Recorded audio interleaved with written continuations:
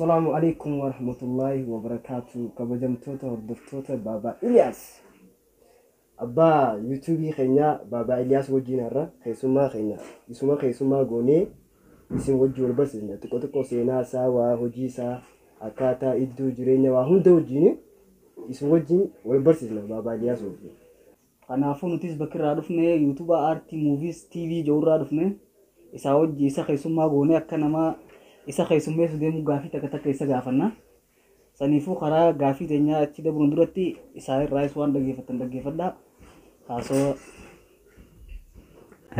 galatooma warri baar intaratimentii yuutuubii TV aarti akkasuma aarti muuf TV kan jedhu baay'ee galatooma dhuftanii gaafii deebii gabaabaa gama istiidiyoo teenyaa dhufuu keessaniif baay'ee isin galatoomfata. Galatooma. Kara gaafii keenya dabarru? Ni dandeenya. Gaafiin keenya si duraa maqaan kee eenyu? Maqaan kiyya Iliyaas Mahammadi. Kan ammaa maqaan kee kan dhufu kan yuutuubii keetii maqaa qoosaas gabaabsitee hawaasa keenyaaf Baba Iliyaas ibsita. Baay'ee galatooma maqaa kiyya haadha abbaan naa baasee Maadii Mahammadii ture. Sambooda ni jijjiiradhee Iliyaas Mahammadi. Maqaan kiyya kan yuutuubiidha ammoo Baba Iliyaas ja'a. Kan qoosaadha ammoo akka diredaa tana keessa beekamutti Illuu naan jaan. Qoosaan? Maqaan qoosaadha Illuu naan jaaniitti na yaaman jechuudha. Maqaa yuutuubii keetitoo? Baba Iliyaas. Maqaan yuutuubii keetii Baba Iliyaas. Umriin tee meeqa? Umriin tiyya amma mana 30 keessa jirti. Mana 30 keessa? Bara kam dhalatte? Bara gagaa yeroo nuti dhalanne san gaafa sabaatti faa ja'an gaafa lola sargoo faa ja'anii akkanatti beekama malee bara akkanatti nu adda baasanii waan yeroo san barreeffamne namni barate hedduun jirreef gaafa beelaa yookaan gaafa sabaatti jire jechuudha. Iddoon dhalootaa keetu eessa? Iddoon dhalootaa kiyya karaa naannawa haramaa kana Baallaa jaamtu. Naannoo ifa Oromiyaa jaamti amma biittisanii Baalla jaaniini maqaa lamaffaa qabdi ichittiin dhaladhe.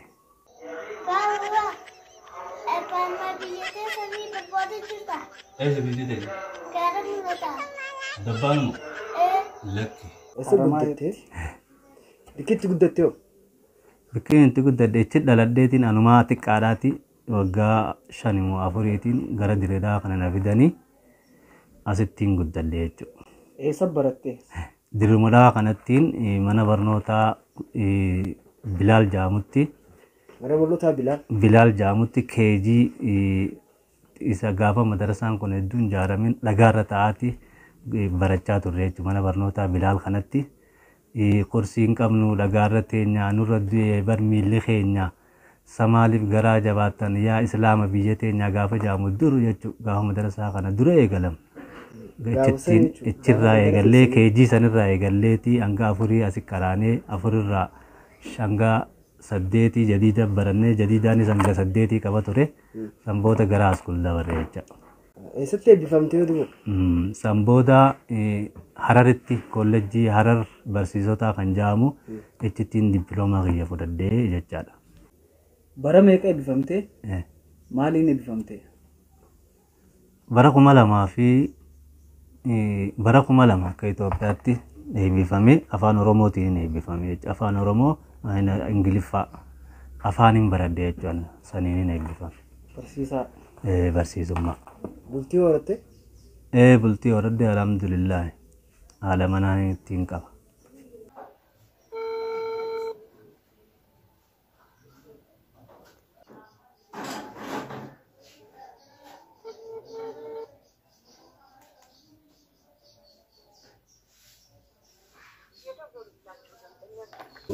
Irra bilbilii galatoofadhu naan jaamee ture.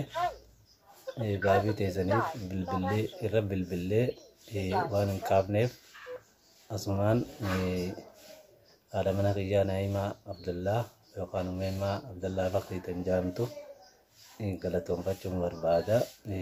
Asirratti yoo agarte gara bilbilee waan hin qabneef asumaanii dhaamsinaatiin isiniin ja'a. Gaafa kan fuute? Waggaa 20 dura amma kan hin fuudhe. Waggaa 20 dura? Eegaanin bultii horee waggaa 20 dura. Ijoollee qabda? Ijoolleen hin qabee. Hangafni qiyaamata meeqa? Amma inni waggaa 18-19 ta'ee jira. Tokkoffaan akkasuma maqaa isaa? Tokkoffaan Hamdiidha. Hamdii Iliyaas. Lammaffaan Meeraa Iliyaasi. Sadaffaan Imraan Iliyaasi. Afuraffaan Dhalaadha. Tariin akkaan jaalallu Asaantii torbaan tokko eega dhalatte. Isaan eeganaa xiqqoodha. Obboleeyyan hoo qabda? Ani obboleeyyan ni qaba. Obboleeyyan Kiyyaasis ni jiranii, Biyyaas ni jiranii. Obboleeyyan dhalaatii fi kan dhiiraatis ni qaba jechuudha. Isa jiraatan isaanoo walqoo qabdamoo akkamii jireenya? Wal quba qabna, wal laallaa, wal dubbifna. Fira muruun gaarii miti. Fira waliis ni dubbisna, waliif dawwalla, walitti dhaynee gammachuu fi jaalalaa fi waan jiru waliin ni hirmaanna jechaadha. Obboleeyyan meeqa qabda? Obboleeyyan waliigalaati nama 5 immoo akkanaan qaba. Nama 5 jechuudha. Dhaggeeffattoota kabajamtoota keenya gaafii fi deebiin Baaba Iliyaas wajji godhaa jirru akkuma itti fufetti jirra. Akkuma nu daawwachaa jirtanitti waliin fufaa. Gaafiin teenya tan biraa akkamii gama yuutuubii dhufte? Akkamitti kan yuutuubii si fidu maaltu isa kakaasaa ture? Gama yuutuubii akkaan itti dhufe warreen biraa warreen afaan biraa dubbatan hedduutu jira. Warri yuutuubarraa fayyadamee ani yuutuubarraa hin fayyadamaa qofa osoo hin ta'in ijoollee warra Baaba Iliyaas jalatti gurmeesseetiin ijoollee tana waa barsiisaa, waa dalaguu ni dandeessanii aadaa fi seenaa fi eenyummaa afaan Oromoo irratti waan garagaraan hin barsiisa jeetiin ijoollee gurmeessee ijoollee diraamaa fi gaafii fi deebii fi waan garagaraatti babarsiisaa itti deemaa jirre jechuudha. Diraamaas hedduu dalaynee waan garagaraa hedduu dalaynee ijoollee tanaan leenjisuu fedheeti irra guddaa ijoollee tana leenjisaa jira jechaadha. Gama aartii irratti waa'ee afaan aadaa fi barnootaa fi seenaa fi eenyummaa fi irratti kakaasaatiin jira jecha ijoollee. Kaayyoon yuutuuba keetii maali? Kaayyoo yuutuuba keenyaa akkuma amma isinii hime kana fuulduraaf ijoollee tana keessaa nama cimaa tokko ni baafna kan jennee nama tokko nama hedduudha amma nuti nama 10 faadha ijoolleen na jala gurmooytee jirtu kana keessaa nama cimaa tokkollee lamallee harkadhu jenneeti kan itti fufaa jirru jechaadha. Gama waan kanaa gisee dhuftu fakkeenya eenyu godhatteeti?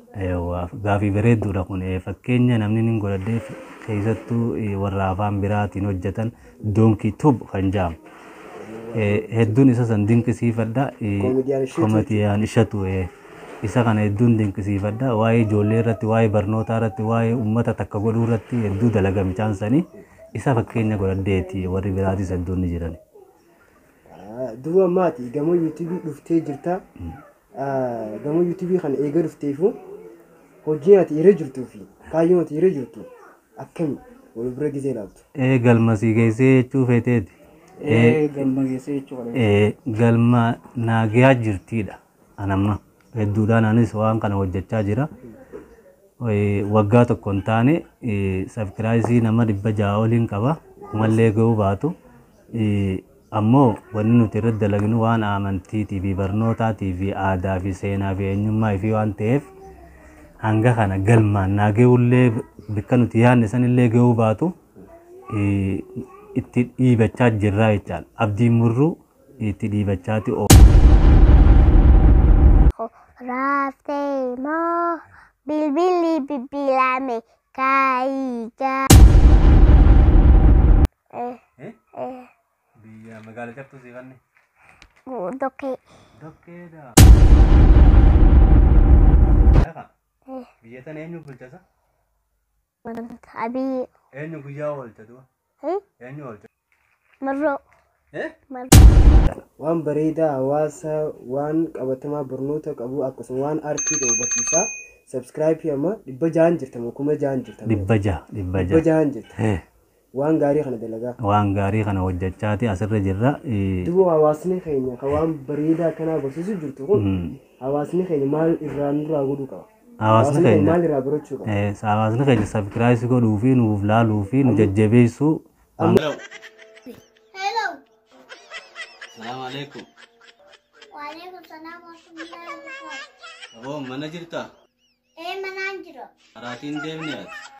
Deemee ammaa dhufe isaa jaani. Tolee dhufuuf hin deemaate mana xiqqaa sannaaf yaa. Ayyee. Jimaan dhufee jiraami? Dhufe. Garuu. Garuu maali boo? Naaf re'ee nyaattee. Maal jettee boo? Iyyuu laalte waan takka takka irratti warreen waan gaarii waan barnoota qabu namoonni barsiisniifu sabskiraayibii kuma dhibbaan kan lakkaawaman qaba. Kan miliyoona siinuu deemu hedduu jira. Dhuga warri waan. Ati waan bareedaa kana godhaa hawaasni keenya dhiiruu waan bareedaa kana feenedhamu kam dhiiruu. Hawaasa keenya gaa takkuma takkaan agarsiisaa jirra warri harkanii nu dinqisiifattanii jabaadhaa waan bareedaarra jirtanii warri ja'anis hedduudha. Warri kaanis ganuma nuumaan agarinii jenneetuma yaanna ammaas fakkeenyaaf warri hawaasni keenya kun irra guddaan feesbuukumaa fi tiiktookii fi waan biraarra malee gara yuutuubii kanatti dilasii miti.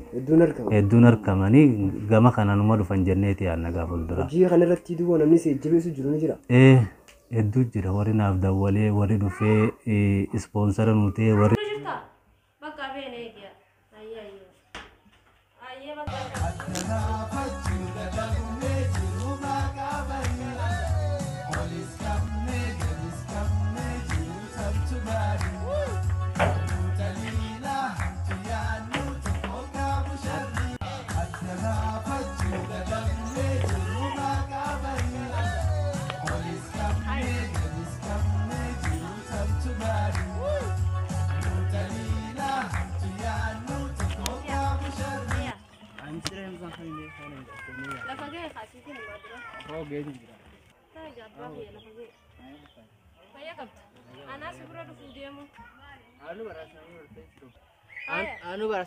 Waan isin feetan isin cinaa dhaabbanna warri je'ee nu jajjabeessee nuuf bilbilee lullee dhufee xiqqoo ijoolleen san bashannanuu qabdi je'ee nu bashannansiise.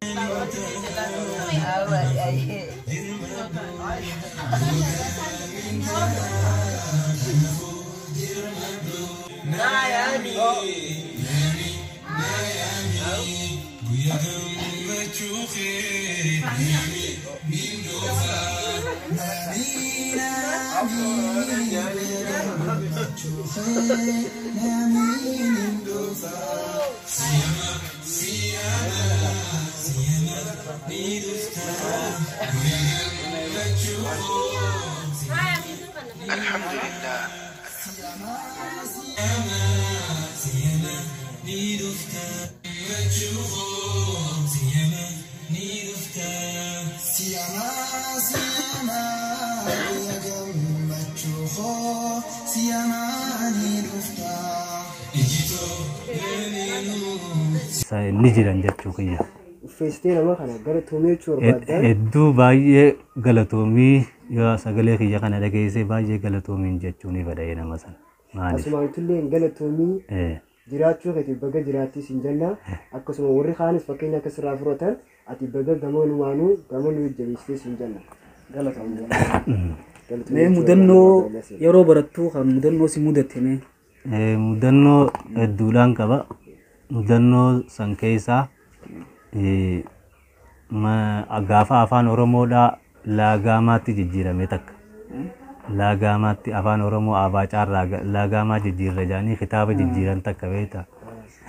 Ka'eetumaan ni masa akkana leenjii jira Maariyaam Safar mana barnootaa tokko jira. Ichitti leenjii fudhachuu jirra. Ka'eetiin irraa massa'e bilaakboordii irraa. Gizeen irraa massa'e as garagalu gaafa san aartiillee wantaan jajjaa garuu ni sossodaadha xiqqoo. Sodaan qaba. Bareegumaa wanta ta'e kana gizeen massa'e echuma dhaabbadhuuti waan himtu malee deebiin naan jaan. Ani yeroo san waa katabadheetiin ture. Waan san katabadheetiin wanni san waa'uma leenjii san ilaalchise. Duraanumaan katabee ichi bee dheessuu numaan fedha sodaan na keessa jiraas hin jeebar. Katabadheetu waan ta'aa jira gizeen katabadhee waan san ichi baasee bakka eegaa isin waan kana jettan malee jedhan naan jaan booda barsiisotaa fi warri nu leenjisu jiruu fi warri kaanis fuudheetiin dubbiseef jechuudha. Hedduu waan sanirraa gammadanii kilaasiilee hedduutu jira. Kilaasiirra nu oofanii maallaqa kanarra laxxafanii hedduu amma waan san waggaa 10 dura viidiyoo gaafa sanii mucaa tokko dhiyoota nanaa kan viidiyoo gaafa sanii hedduu tasna jee mucaan san sapiraayis na godhe viidiyoo gaafa sanii naa kanne wanna san hedduu beektaa akka komadiitti nama kofalchiifti barsiisota hedduun shaa godhe anillee shillimaata yeroo san qarshiin kumni maallaqa guddaadha qarshii kumaa oliin harkadhee maallaqa dilaaniin galee jechuudha wanni kiyya kan gaafa san na mudate kana.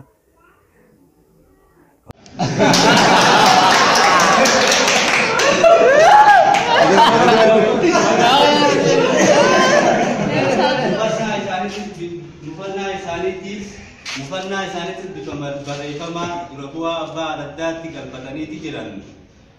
Kaayyoon teenya waliin taanee misooma itti fufaa dubbisuu fi barreessuu kana galmaan keenya jenneeti malee aangoo fi miti jaalu.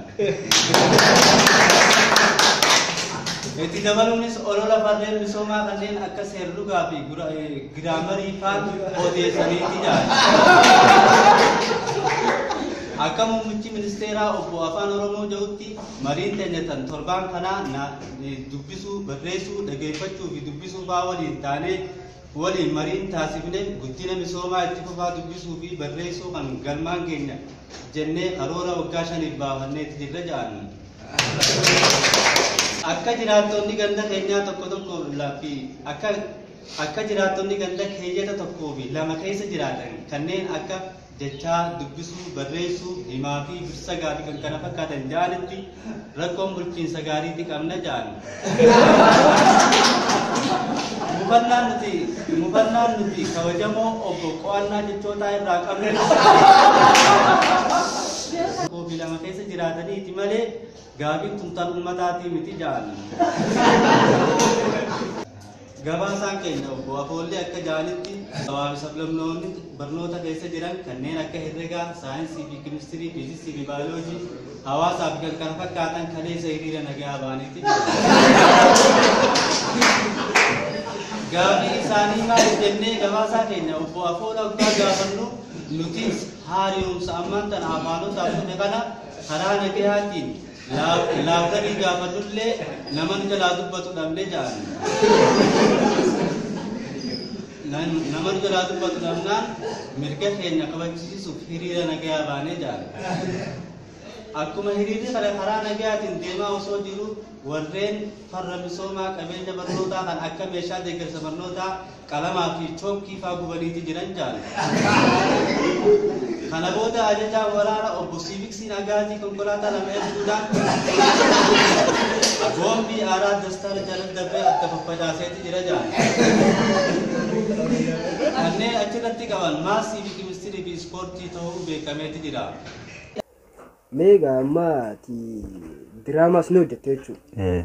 Yeroo ala baatee keessaafuu bakka biraattis iddoo biraattis osoo waa dalagu jirtu wanni si mudatanii jira waan kanarratti. Gama aartiiti. Gama aartiiti wanni nu mudate dilas hin jiru. Gizee ijoolleedhaa wajjin dhufnee mooraa keessatti dalaynu nu rabbashtanii iyyuu fedha diraamaan kun gizee leenjii gooninu ijoollee tana gizee gurmeessinee itti himnu hooyi jettee ijoolleen tun suutatti caljaan hin ta'u diraamaan. Hedduu gandaa wajjin wal dhimna warra manaatii wajjin illee wal dhimna. Bikki silaachi deemanii dirreen bareedduun itti dalaga waan hin jirreef bikki kanuma kan dararu xiqqoo malee wanni nu mudate hin jiru kanarratti bilas. Meeduu amma gama diraamaa kee kana osoo daleeddu kaayyoo qabeettee fuula duraaf bituunni kee akkasuma waan barnoota qabu waan hedduu of keessaa qabeette amma gama aartii ijoo dhufne aartiilee ati gama amma ba'u jirtuun kana maal fa'aa asirraa himame? Fakkeenyaaf aartii kanarratti akkuma reefuu dubbadhee barattoota kana ana kenna jala gurmaawwan kana keessaa. Hayyee gaarra dhaamsii jaalalaaf tokkummaaf warri egaa qophii addaa sana qopheeffannee asii wajji dhiyaannes qophiin tun mata duree keenya guyyaa har'aan tanaa diraamaa wajji daleena wajji baranna ijoollee tana hundi keenyaa waan nuti taanu insha Allahu rabbumaa beeka. Na kaakasi dhiyaannee farra kabajaa jaalala tokkummaa keenya hojii teenya mul'isuuf afaan keenya mul'isuuf waan kana seenne rabbiin ka faayidaa nuuf haa godhu jeetiin yaada.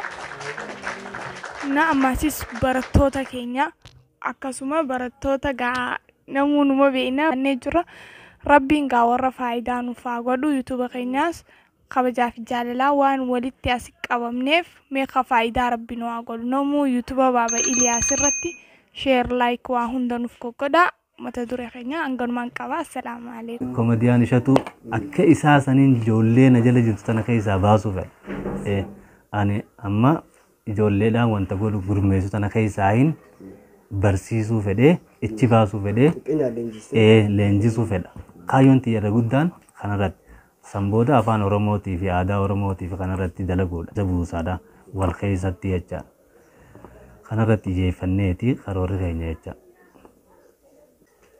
Egaa mee yeroo ala baatee aartii kan hojjettu namoonni ati karratti yoo jiraatte haalli isaan itti jiranii fi haalli itti isaan ilaalan kan rakkoo hawaasaa jechuudha. rakkoo hawaasni keenya qabu aartiidhaaf. Gama Wanti si jabeessan moo mooraalii isa keessa cabsan. Gama aartii kanatti akkasitti dhugaa keeti waan hedduutu nama mudata. Fedhii fi jaalalaa fi wantu warri hin qabne warri tuffiidhaan nama laaluu jira. Warri maal hojjetanii hojii akkas ati aadaa guddisu aadaa fi eenyummaa afaan ofii amantii waan garaagaraa irratti ati halkanii guyyaa dalagaan kun hojii baay'eedha. Hojii baay'ee mataa nama nyaatutti yaaduu fedhu waan akka malee gargaarsa namaa fedhu namni immoo si bira dhaabbatee akka naboo waan bireete jirtaa jabaaddu siin jechuun waan guddaa takkaa beeku. Ammoo ija kophaatiin nama laalanii silaa amalli kun boodatti hafaadha. Aadaan akkanaa kun boodatti hafa nama jajjabeessuun waan gaariidha. Naa'imaa Abdullaa yookaan Umeemaa Abdullaa Fakriitan jedhamtu galatoonfachuun barbaada. Asirratti yoomii yuutuuba kanarratti kan si gargaaree kan asiin akkas geewu si godhee kan si cinaa dhaabbatee eenyuu gaafii jettuuf Naa'imaa Abdullaa Fakriiti. Hawaasni keenya kan biyya keessa jiru yoo dhugaa isu jiru taate aartiidhaaf guddina aartiitiin fadhan guddina afaaniitiin fadhan warri as keessa jiru.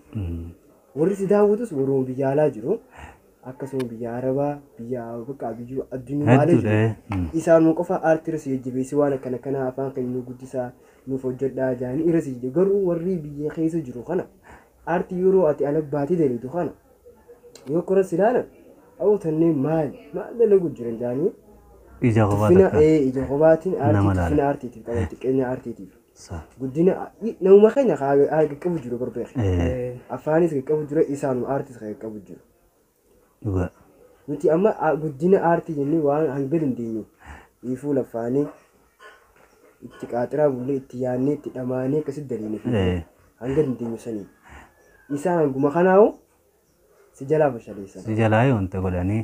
Kawaan maraattes ilaala bilisee gabbaatee jireedu. Otannee fayyaan qabdu siin jaala. Oofum maraatummaa irra jira siin jaala. Akkana jechuudha gamummaan dhaabuu barbaada. Walumaanuu hawaasni keenya waan kana jaalatee nu cinaa dhaabbatee waan bireeda jirtanii hojjedhaa jajjabaadhaa jechuu isaaniiti irraa barbaanne jechuun nuti illee. Kabajamtoota hordoftoota chaanaalii Baabaa Iliyaas warri nu daawwachaa jirtan hundi keessanuu galatoomaa seenaan Baabaa Iliyaas wajjin godhaa turre hanganumaa hanga ammaatti kan godhaa turre kanuma fakkaataa asirratti xumurree jirra galatoomaa isiniin jenna. Isinis galatoomaa gaafii deebii gabaabaa kan dhuftanii na wajjin taasisuu keessaniif baay'een isin galatoofadha isin lamaanuu horaa bulaa deebanaan isiniin jaa galatooma.